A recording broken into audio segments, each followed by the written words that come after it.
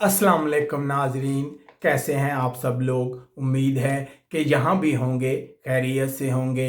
मैं हूँ आपका मेज़बान परवेज़ इकबाल। आज 28 मई और जुमरात का रोज़ है। जैसा कि आप जानते हैं कि मैं आपको मुसलसल लगा रखता हूँ यूरोप भर के अहम हालातों वाक़यात से।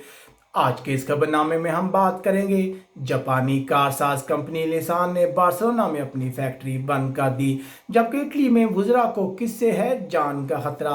फ्रांस के वज़ीर-ए-आज़म करने वाले हैं अहम ऐलान, जबकि कब्रस की हुकूमत की गैर मुल्की सियाहों को बड़ी पेशकश। इसके अलावा हम बात करेंगे कि माल्टा और बरतानिया में कितनी तादाद में गैर कानूनी तारकिन वतन पहुंचने में कामयाब हुए हैं।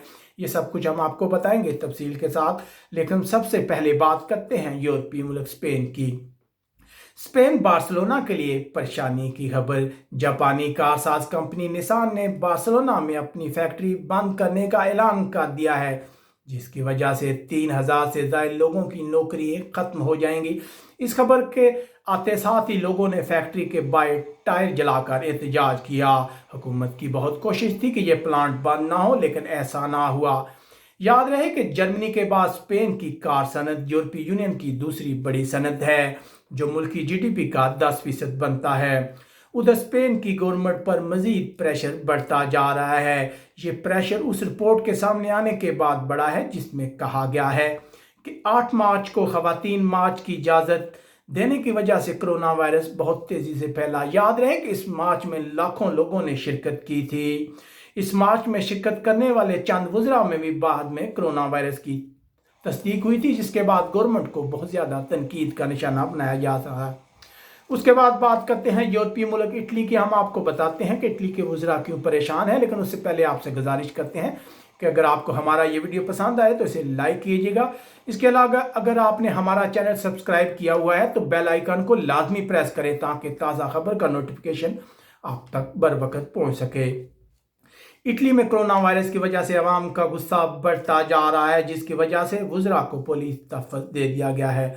पुलिस का कहना है कि इटली की वज़ीर तालीम लूसिया को पुलिस तहफ़्फ़ुज़ दे दिया गया है, क्योंकि उन्हें धमकियां दी जा रही थी। इससे पहले खबरें आ रही थी कि नायब वज़ीर सेहत को भी पुलिस तहफ़्फ़ुज़ दिया गया है। इसके अलावा लुम्बार्डी के खित्ते के गवर्नर को भी पुलिस तहफ़्फ़ुज़ दिया गया है। याद रहे कि लुम्बार्डी वो खित्ता है जो कोरोना वायरस की वजह से बहुत ज़्यादा मुतासर हुआ है।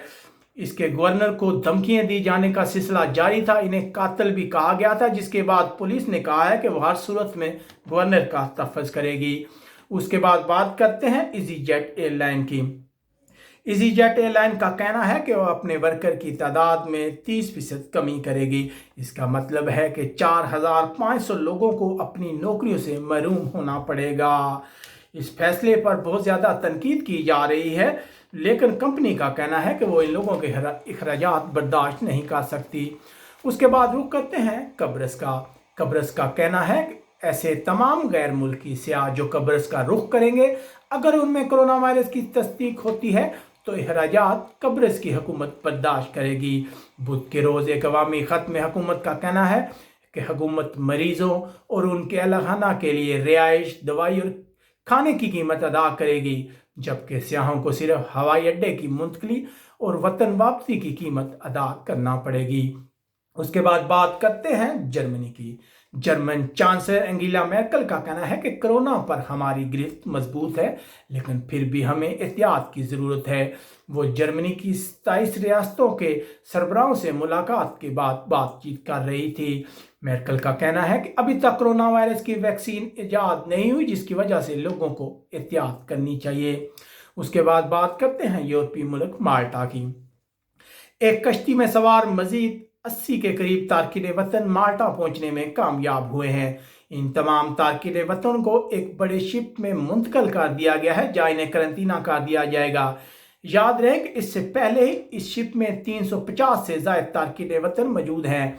माल्टा की हुकूमत की इन लोगों की रोकने की पॉलिसी कायम है। माल्टा की हुकूमत चाहती है कि वो किसी सूरत इन लोगों को अपने मुल्क में इंटर होने ना दे।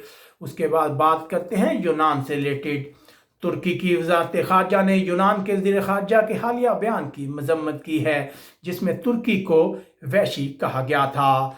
ترکی وزارت خارجہ کے ترجمان کا کہنا ہے کہ سب سے بڑا وحشی تو یونان ہے جو تارکین وطن کے ساتھ غیر انسانی سلوک کر رہا ہے۔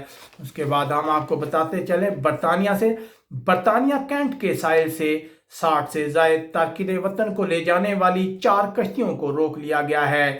یہ ٹوٹل 4 سے 5 کشتیاں تھی۔ بدھ کے روز ہوم آفس نے بتایا کہ 60 سے زائد تارکین وطن نے انگلش چینل عبور کیا، جن میں 3 عورتیں بھی شامل تھیں۔ اس کے بعد خبر شامل کرتے ہیں فرانس سے خبریں آ رہی ہیں کہ آج شام 5 بجے فرانس کے وزیر اعظم ایڈورڈ فلپ لاک ڈاؤن کے دوسرے مرحلے کا اعلان کریں گے۔ یہ اعلان سائنسی کونسل کے ساتھ بات چیت کے بعد سامنے آئے گا۔ یاد رہے کہ کرونا وائرس کے بحران سے نپٹنے کے لیے فرانس میں ایک خصوصی سائنسی کونسل تشکیل دی گئی ہے، جس کے مشوروں کے بعد ملک میں لاک ڈاؤن کو آہستہ آہستہ ختم کیا جا رہا ہے۔ یہ تھی آج کی ہماری تازہ ترین۔ ہمارے چینل کو سبسکرائب کرنا مت بھولیے گا۔ اگر آپ کو ہمارا یہ ویڈیو پسند آئے تو اسے لائک بھی لازمی کیجیے گا۔ اپنے میزبان پرویز اقبال کو اجازت دیجیے گا۔ اللہ حافظ۔